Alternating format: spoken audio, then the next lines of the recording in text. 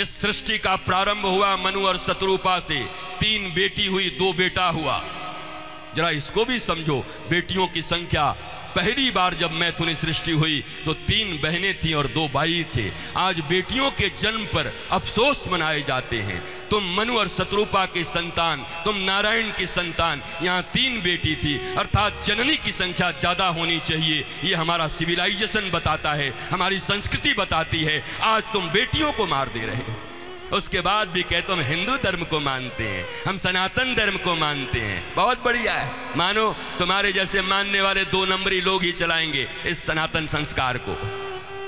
करो 2 नंबरी काम और जाकर के हॉस्पिटल में बनवा दो एक वार्ड, और जाकर के फिर उद्घाटन करो और नकली दवाइयों का फैक्ट्री भी चलाओ। भारत तुम्हारा दान, भारत तुम्हारा धर्म। क्या सोचते हो भगवान भी अंधा हो गया? ऐसे दान का कोई महत्व नहीं है। दान भी अगर सत्पात्र हो, सत्कर्मों से कमाए गए धन का ही दान करते हैं। सत्कर्म से तुम्हारे पास भैया सबरी की तरह झूठे बेर भी हो तो भगवान दौड़े चले आते हैं। अगर बिदुरानी की तरह केले के छिलके भी हो तो भगवान दौड़े हुए चले आते हैं। तुम्हें वो देना है दान में। जरूरी नहीं कि तुम जा करके जहां तहां से कुछ कमाओ और कुछ धार्मिक काम करके अपने आप को धर्म का झंबरदार साबित कर दो। ये भारत नहीं है, ये हिंदुस्तान नहीं है, ये ब्रह्मावर्त नहीं है, ये आर्यावर्त नहीं है, ये भारत की संस्कृति नहीं है। ऐसे लोभ से भारत का विनाश हो रहा है, विकास नहीं हो रहा। ये इतना सा चावल लेके अगर घरों से आओगी ना मैया, इतना सा, वो भगवान को ज्यादा पसंद होगा। वाह, अपने घर में इतने से चावल में से इतना निकाल के ठाकुर जी के लिए लाई है, यहां यज्ञ के लिए लाई है, वो ज्यादा महत्वपूर्ण है।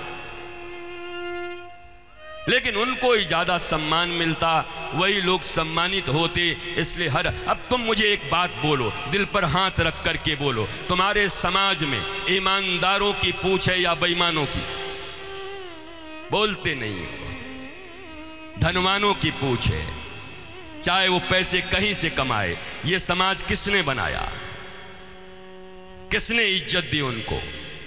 किसी दशरथ मांझी को इज्जत क्यों नहीं दिया, जिसने अपनी पत्नी के मर जाने के बाद अकेले उतने बड़े पहाड़ को काट कर गांव वालों के लिए रास्ता बना दिया जो सदा अस्पताल जा सके?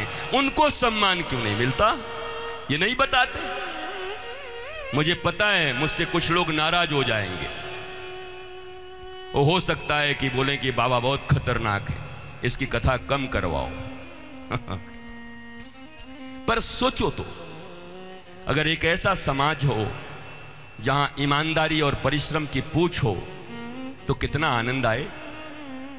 इतना इतना रहे हमारे पास धन, हमारे पास हाथ से चलाने वाले वो चक्की हो, जिस चक्की में गेहूं पीस करके और रोज 1 किलो निकाल करके और ताजा आटे का बढ़िया रोटी बना के पूरा परिवार खा के मुस्टंडा जैसा बन करके चकाचक रहे।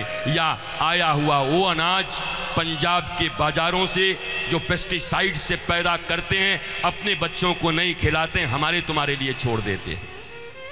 वो अन्न खाओगे, जहर खाओगे, जहर को पैक करके बेचोगे।